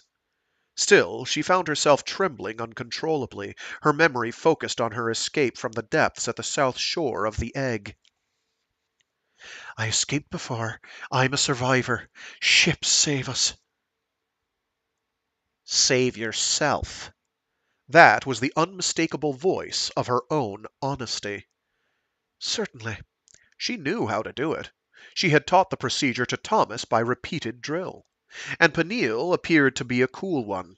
No panic there. He was watching the screens, estimating the extent that the drowned LTA bag was covering them. Strange that it drifted straight down. There has to be a vertical current in this lagoon, Panille said, as though answering her thought. See how the fabric has draped itself over us? Thomas had watched the fabric cover them, sinking all around the sub to enclose them in an orange curtain which cut off their view of the kelp. There's no way the LTA could have been brought down by lightning, he thought. The bag was grounded to its anchor cable. It was compartmented. Breaking half the compartments would not have brought it down. There still would have been enough lift to take off the stripped-down gondola. Somebody doesn't want us back. I think we could begin cutting away the fabric now, Panille said. He touched Thomas on the shoulder, not liking the way the man sat staring fixedly at the screens. Yes, yes, thank you. Thomas lifted the nose of the sub and then extruded the cutters. Whip-like arc burners, they slipped from the hull-top compartments and began their work. The plasdome above them glowed with silvery blue light from the burner. Thomas saw the orange curtain part and drift down, stirring up a fog of sediment. Do you want me to do it? Waela asked. He shook his head abruptly, realizing that she too must have noted his funk. No, I can handle it. The procedure was direct. Release the slip tackle which linked them to the anchor cable, fire the blast bolts which freed the command gondola from the carrier, blow the tanks and ride the gondola to the surface. Once on the surface, the gondola would stabilize automatically. They could fire their radio sonde then and set their locator beacon. From there, it was a matter of waiting out the arrival of a relief LTA. The sense of failure was large in Thomas as he began the escape procedure. They had barely started the communications routine, and the plan had been a good one. The kelp could have answered. The kelp could have answered. They all felt the jolt of the blast bolts. The gondola began to lift from the split carrier. Rising out of it like a pearl from an oyster, Thomas thought. As they lifted, the kelp lights once more came into view through the open areas of the plas walls. Waela stared out at the winking lights. They pulsed and glowed in spasmodic bursts which sparked a memory just at the edge of awareness. Where have I seen that before? It was so familiar. Lights almost all green and purple winking at her. Where? I was only down in the... The memory returned in a rush, and she spoke without thinking. This is just like the other time when I escaped. The kelp lights were very much like that.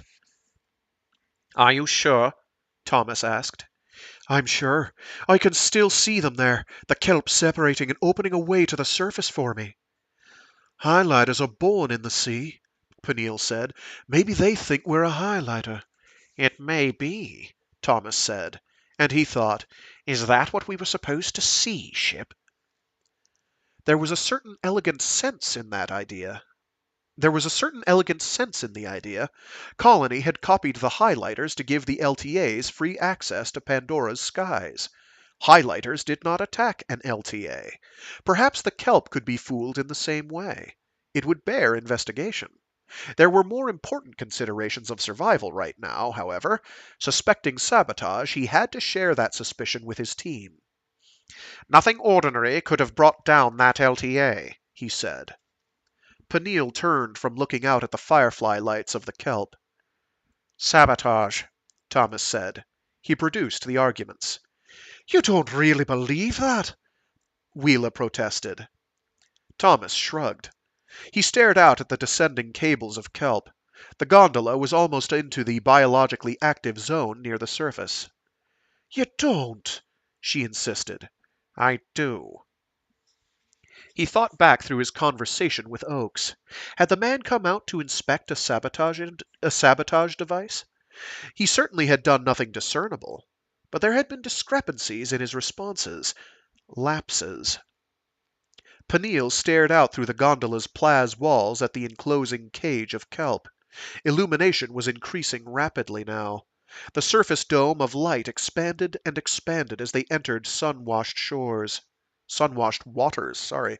Swimming creatures darted out of their path and circled close. Dazzling rays of light shot through the enclosing kelp barrier. The flickering nodules dimmed and were gone. Within a few heartbeats, the gondola broke free on the surface. Thomas activated the surface program as the gondola began to bob and turn in the currents of the lagoon, rising and settling on a low swell. The sky overhead was cloudless, but a mass of highlighters could be seen downwind. A sea anchor popped from its external package below them, spread its funnel shape, and snubbed the capsule around. The plaz-filtered light of both suns filled the gondola with brilliant reflections. Panille exhaled a long sigh, realized he had been holding his breath to see if they really had stabilized on the surface. Sabotage? Waela, too, thought about Thomas's suspicions. He had to be wrong. A few remnants of the LTA bag drifted in the kelp leaves around the downwind edge of the lagoon. It was all consistent with a lightning strike. In a cloudless sky? Honesty would. In a cloudless sky? Honesty would have to focus on the big discrepancy. The highlighters, then? Highlighters do not attack LTAs. You know that. Thomas armed the radio sonde, punched the firing key. There was a popping sound overhead, and a red glow arced over them, swerved left, and dove into the sea. Boiling orange smoke lifted from the water where it had gone, and was whipped toward the mass of highlighters tacking across the downwind horizon. They all saw the kelp leaves twist and lift in agitation where the radiosonde had gone. I'm not sure what a radiosonde is. I mean, I know what a radiosonde is. In the context of this book, I don't know if that's an actual thing, but it is a. I assume it's a. It's a radio transponder. Um, it's spelled radio, RADIOSONDE, sonde.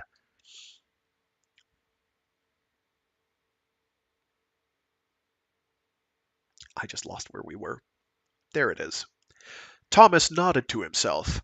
A faulty radiosonde.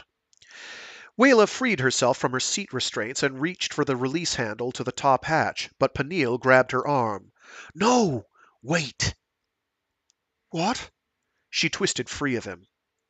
It embarrassed her to touch him after that scene the previous nightside. She found her skin glowing a hot and velvety purple which she was unable to control. He's right, Thomas said. Touch nothing yet. Thomas unlocked his own seat restraints, found the gondola's toolkit, and removed a unipry. With the unipry, he began removing the cover to the hatch mechanism. The cover came off with a snapping sound and fell to the deck below. They all saw the odd green package nested in the controls where it would be crushed by a lever when the hatch was undogged and opened. Thomas took nippers from the toolkit and released the green package. He handled it gently. Very amateur work, he thought, recalling the training which his void ship crew had undergone in detecting and defusing dangerous devices. Ship did much better than this even before it was ship. That had been good training, and necessary. There had been no telling how a rogue void ship might attack its umbilicus crew. Did we create a rogue void ship of more subtle powers? The evidence of sabotage which he had seen thus far did not feel like Ship. It reeked of Oakes or Lewis. "What's that package?" Waela asked. "My guess is it's a poison vapor set to start fuming when we tried to undog the hatch." Handling it with caution in the bobbing gondola, Thomas set the package aside and returned his attention to the hatch controls. The system appeared to be free of other tampering. Slowly, gingerly, he undogged the hatch, folded down the screw handle, and began turning it. The hatch lifted to expose the rim of gaskets and a sky unfiltered by the enclosing plas. When he had the hatch fully open, Thomas took the green package in one hand, climbed part way up the ladder, and threw the package downwind. When it touched the water, lime-yellow smoke erupted from it, was caught by the wind and blown across the kelp-covered waves. The surface leaves writhed away from the smoke, curling and withering as he watched. Waela clutched a stanchion for support and put one hand across her mouth. "Whew!" "Oakes," Thomas said. "Why?" Panille asked. He found himself more fascinated than fearful at these developments. Ship could save them if it came to that. "He may want no more than one CP alive in colony." "You're a CP?" Panille was surprised. "Didn't Waela tell you?" Thomas came back down the ladder. "I—" She blushed a deep purple. "It slipped my mind." "Perhaps the boss has his own plans for the kelp," Panille said. Thomas pounced on this. "What do you mean?" Panille repeated what Hallie Eckel had told him about the threat to exterminate the kelp. "Why didn't you tell us?" Waela demanded.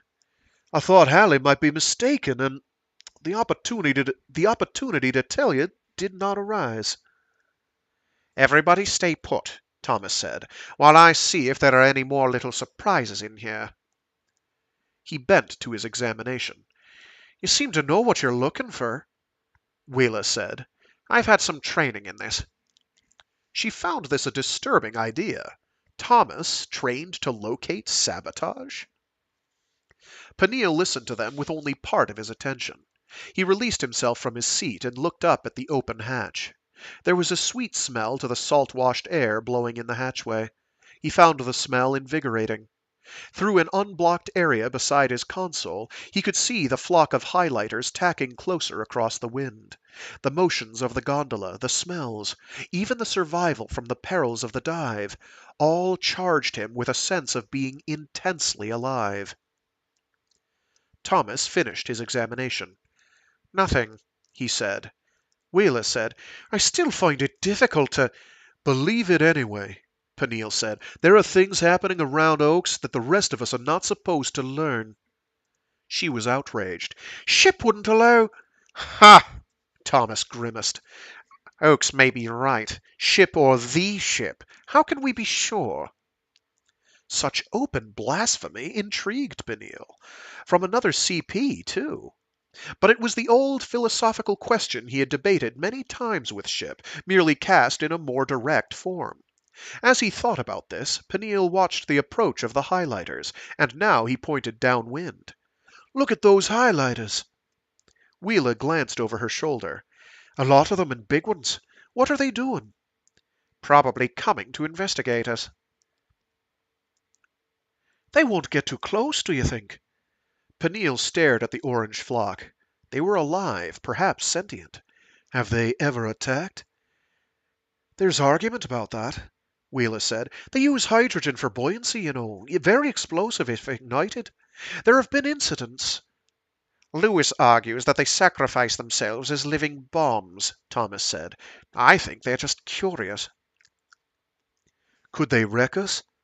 Panille asked. He stared all around the horizon. No land in sight. He knew they had food and water in the compartments under their feet. Waela had inspected those before takeoff, while he held a handlight. "They could blacken the gondola's skin a bit," Thomas said. He spoke while working at his console. "I've activated the locator beacon, but there's a lot of static on those frequencies. Radio appears to be working. But we can't punch past the interference without sound," Waela said. "We're marooned." Panille, holding himself against the pitching of the gondola, climbed several steps of the ladder until his shoulders cleared the hatch. One glance showed the highlighters still working their way toward the gondola. He turned his attention toward the sonde release package attached to the plaz beside the hatch. "What are you doing?" Thomas demanded. "There's lots of sonde antenna wire still in its reel." Thomas moved to the foot of the ladder, peered up. "What are you thinking?" Panille stared at the highlighters, at the wind-whipped sea surface. He felt an unexpected freedom here, as though all of that time confined in ship's artificial environment had merely been preparation for this release. All of the holorecords, the history, the intense hours of study could not touch one blink of this reality. The preparations had, however, armed him with knowledge. He looked down at Thomas. "A kite could lift our antenna high enough." Kite? Waela stared up through the plaz at him. Kites were carrion-eating birds. Thomas, knowing the other meaning, looked thoughtful. "Do we have the material?" "What are you talking about?" Waela demanded. Thomas explained. "Oh, festival flyers," she said. She glanced around the gondola. "We have fabrics. What are these?" She unsnapped a sealing strip from an instrument panel, flexed it. "Here's material for the bracing." Panille, looking down at them, said, "Then let's—" He broke off as a shadow passed over him. They all looked up. Two large highlighters passed directly over the gondola, some of their tendrils tucked up while others held large rocks in the water to steady them. The ballast tendrils of one highlighter rubbed across the gondola, rocking it sharply. Panille clutched the hatch rim for support. The ballast rock sped past below him in a foaming wake. "What are they doing?" Waela shouted. "That gas we threw out killed a lot of the kelp," Thomas said. "You don't suppose highlighters protected the kelp?" "Oh, sorry. You don't suppose highlighters protect the kelp?" "Here come some more of them," Panille called. Thomas and Waela looked where he was pointing. A swarm of highlighters glowing golden orange tacked across the wind perhaps 100 meters away, turning in unison. Panille climbed farther out of the hatch to sit on the rim. From this vantage he could see the ballast rocks draw foaming lines across the waves, skipping over the kelp's leaves. The giant sail crests of the highlighters billowed and flapped as they turned, then stiffened as they took their new heading. Standing below him to peer over the top of an instrument bank, Thomas could see some of this. "Don't tell me they're brainless," he said. "I wonder if we've angered them?" Waela asked. Panille, the wind tugging at his hair and beard, heard this as though it came from the ancient world of ship. He felt exhilarated, free at last. Pandora was wonderful. "They're beautiful!" he cried. "Beautiful!" A sharp cracking sound from behind Thomas brought him whirling around. It was the speaker of a radio he had left on after testing it. Another sharp crackling erupted from the speaker. Highlighters and kelp both were blamed for this phenomenon, which made radio undependable here. But how did they do it? The swarm was almost at the gondola now. A giant specimen in the lead aimed its rock ballast directly at the gondola. Thomas held his breath. How much of that could the plaz withstand? "They're attacking!" Waela shouted. Panille had climbed farther out, standing now on the ladder's topmost rung, while he steadied himself with a knee against the open hatch cover. He waved both arms wide, shouting, "Look at them! They're gorgeous! Magnificent!" Thomas shouted to Waela, who stood at the foot of the ladder, "Get that fool down here!" As he shouted, the tucked tendrils of the leading highlighter slid over the gondola, and the rock smashed into the plaz directly in front of Waela. She clutched the ladder for support and screamed at Panille as the gondola tipped, but her warning came too late. Arms still waving, Panille was knocked off his feet and spilled out of the gondola. She saw one of his hands clutch a highlighter tendril, and he was jerked skyward. Other tendrils quickly enfolded him, almost concealing his body, which was now glimpsed only in places through the highlighter's grasp. She saw all of this in bits and pieces as the gondola went through a series of wildly twisting gyrations under the massed onslaught of highlighters.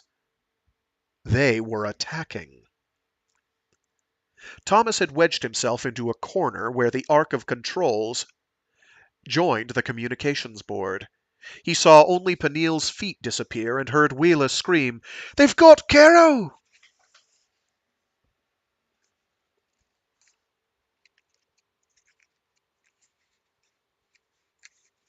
And that is where we will leave it for this week, which is a little earlier than I expected, but it is fine.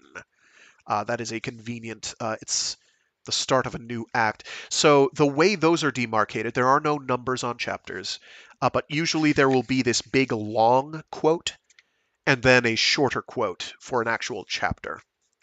Um, so that's usually how you know. I have occasionally had to do those in the middle of a thing because they happen too early. I don't remember how many there are. It doesn't really matter. But it is an interesting idiosyncrasy of how the book is composited and put together. At some point, I really have to get the images from the start of this, which explain why they keep referring to Pandora as the egg, as well as giving kind of a quick eyeball history and geography. Geography of the egg, the land masses they're working with, as well as something rather informative about previous attempts at colonization that have been made. But that will do it for this week. Thanks to everyone who tuned in. I appreciate you. Hopefully you're enjoying so far. I think it's a fascinating book. It's a great series, and I'm super glad somebody pulled for me to do it. Definitely wanted me to. It's very enjoyable. I hadn't read it in forever, and it was like, oh yeah, the Jesus incident. Hell yeah, let's go. I will have to blah blah blah blah blah. I'll have to read Destination Void first. You don't strictly need it because most of the salient points are explained, but you do kind of want it there. The three books of the Pandora sequence, the Jesus Incident, which are the Jesus Incident, bleh. The books authored by Frank Herbert and Bill Ransom are the Jesus Incident, the Lazarus Effect, and the Ascension Factor. Um, those are the Pandora sequence, but Destination Void is kind of like this is semi-essential material um, for the reading thereof. As I've already explained, the reason I didn't do that with the Remembrance of Earth's Past trilogy by Cixin Liu is because the book that technically is in the same universe and takes place before um, the three body problem doesn't is basically irrelevant to the proceeding of that series. There is one or two callbacks. Ding Yi is a recurring character. He features heavily in Ball Lightning, which is the book before that Xi Liu wrote before the three body problem. And there is a reference to the Ball Lightning,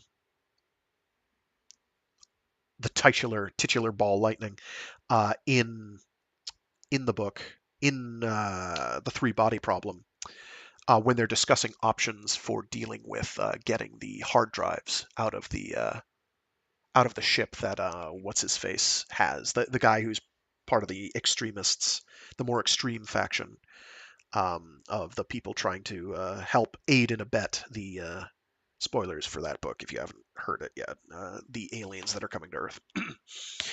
uh, there's also another reference in the trilogy, but it's not actually in the English translation that we got. For whatever reason. I don't know why. I'll see if I can compile a document that lists that out. I have a fair idea of what it is. I'll explain it when the time comes. It doesn't really impact anything at the end of the day. It doesn't matter grand scheme. It doesn't change the course of events, that not being there, but it is more interesting, I think, than it is somewhat more interesting, I think, than the plan that replaced it, which is like equally misguided, but for very different reasons. You'll see. Um, you'll see what I'm talking about when we get there, which will incidentally be after we've finished the Jesus incident, which won't be too long now. I'm thinking 2 more streams, probably, maybe 3, probably 2. We'll see. Anyway, thanks again. Um, Hopefully this wasn't too rough around the edges. I know sometimes I feel I don't listen to these after the fact. I should probably say that, which has pros and cons. The pro is I don't have to listen to my voice, which I, for someone who reads for like 6 hours aloud over the internet every week sounds kind of baffling, but I do not actually like the sound of my own voice. um, I'm glad other people get something out of it. I know I'm entertained by doing it, but listening to it after the fact, it's the downside is I don't therefore go and know what I'm doing wrong. So feedback is always appreciated, is what I'm saying. Um, Feel free, even if it's negative, but like try to keep it constructive, please. Thank you. Don't be like, oh, you're stupid and you sound stupid. That won't help me. That won't help me. uh, other criticism, like how, preferably saying how I could do something better would be even better. But you know, can only expect so much these days, can't we? Anyway, yeah.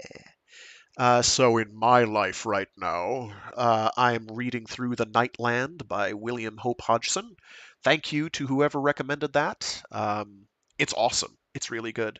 The prose is tricky, but it's not as bad, difficulty wise, in my opinion, as, say, Frankenstein, which that would have like run on sentences out to here and was rather frustrating. But this is a bit easier. It's really funny because it's affected. It's something he's doing deliberately as a stylistic choice. Because if you read any of his other work, and now that I've got the 5 volumes of his collected work, that oh, was it? It wasn't Nightshade, was it? One sec. Let me see if my. I don't think it was Nightshade Press. It might have been. One sec.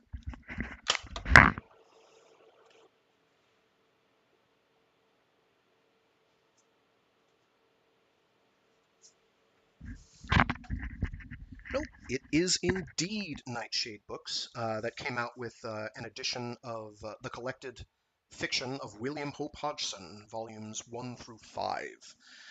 The Nightland is included in volume 4, which I think was entitled The Nightland and Other Perilous Romances.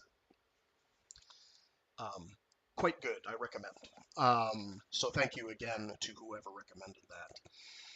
It's fun. I love the premise. The premise is beautiful. Once it gets to like what the Nightland is all about, it's like, oh, this is neat. This tickles my fancy. It turns out there's a pretty staunch group of fan fiction writers who've done a bunch of stuff in the Nightland setting, and absolutely, absolutely, it's great for that. I would say, like, you know, old Star Wars was great for that, where it's like, oh yeah, here's this wide open setting you can do practically anything you want with. Have fun, go nuts. The Nightland is great for it because there's a lot to do in there. A lot of cool ideas in there. After that, there's some personal book I wanted to get to that I don't plan on doing on stream, but I can't remember what it was. At some point, I am going to get around to reading what is that called? Street Lethal by Stephen Barnes. I'm looking at it. I can see it from where I'm seated. It's a trilogy. Somebody had requested Street Lethal, I think in the comments section of Snow Crash, and based on its premise, it seems, yeah, similar, similar to that. So I'm looking forward to reading that. I think that's going to be a very fun romp. What was the other thing I was going to read? I cannot remember. I think it was something by Scalzi that I haven't gotten around to yet, but I can't remember what it was. Hmm. Hmm. Anyway, losing my mind. Oh, that was you, Misers. Thank you. Thank you again for recommending The Nightland. I will get around to it. Reading it on stream, that is. I have to finish it first. It may not be till next Halloween, but we'll see. I'm already looking ahead right now, and I'm like, okay, I'm almost done with reading through Bear v. Shark, the novel by Chris Batchelder. After I do that, I'll probably do some Greg Egan to detox. Um, and then probably do also to have a little more buffer slash percolation time to do before I do. I'm having a really hard time today. Organizing my thoughts isn't going well. I did have some caffeine earlier, but it was that was hours ago. Absolution by Jeff Vandermeer, which I know is hotly requested, which I plan to. So again, thank you, Frank Isers, for recommending The Nightland. Thoroughly enjoying myself. I'm glad I read that proto science fiction. What was it? Voices of the Atomic Age, book, volume one, which I think was from the MIT Press. I believe so. I'm glad I read that because that had something by Mr. Hodgson in there, and then I believe it was at that point that you recommended them. Recommended The Nightland. So definitely looking forward to reading that on stream. Again, the prose is I understand people who warned me that, oh yeah, the prose is pretty rough, but it's not. If I hadn't just gotten through Frankenstein, I might by Mary Shelley, it might have been trickier, but it's manageable. This is workable. It's not bad. We'll see how that goes when we actually get around to it, because he uses some it's fake archaic language structures, semi-fake archaic. So it makes it it helps give it this otherworldly, more aged air. It's entertaining. It's entertaining. I think that was published in the teens, the 19 teens, I think. It's either that or the 30s. I know he was certainly writing into the 30s. I don't know when that was published first, off the top of my head. I don't have my copy sitting right next to me right now to double check, and I don't really want to go onto the internet to type it up, but I'm probably about to. Anyway, that'll do it for me. I will see you all later next Monday when we will be. Oh yeah, no, absolutely. He was still pretty prolific. A lot of his work, but I think a bunch of it got released posthumously. Um, Sorry, I'm responding to Frank Miser saying, "So sad the guy died in World War One. He could have written so much more. He absolutely could have." He wasn't disgustingly prolific, like Martin Caden, who wrote Manfac, which we'll be reading on Monday to tie it back into whatever I interrupted myself talking about. Who wrote like a distressing amount of material over a considerable time period. At any rate, I don't know what I'm talking about anymore. Yeah, at any rate, I'll call it. Sorry to everyone who's trying to tune in via Twitch. I don't know why that's not working. It's just saying it can't connect. It'll try reconnecting every couple minutes or so. Doesn't look like it interrupted the YouTube portion, which is all I really care about, because that's a convenient way for me to just snag down a recording without recording at the same time as I'm broadcasting, which I should really start doing so I have higher quality masters. I have not been, but I am current and up to date up to, I think, September of this year. So when I eventually, like, there's nothing preventing me from getting like a Discord channel up, Discord server up for me to actually share this stuff more readily. But other than just laziness and a general lack of desire of wanting to increase parasociality, I figure the comment section is good enough at this point. I don't have readily available social media stuff. This is basically it. I don't play that game, so to speak. Not something I do, and that's not me tooting my own horn saying, "Oh, this is the way to be. This is the better way." I'm not. It's not for me. Doesn't work for me. So nope, I'm good.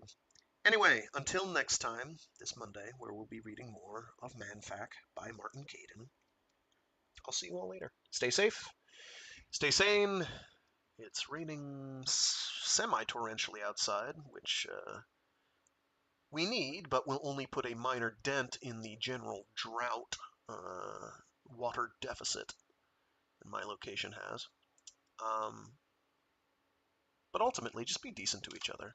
I think that's really it. I don't ask for much. Anyway, until next time, toodaloo.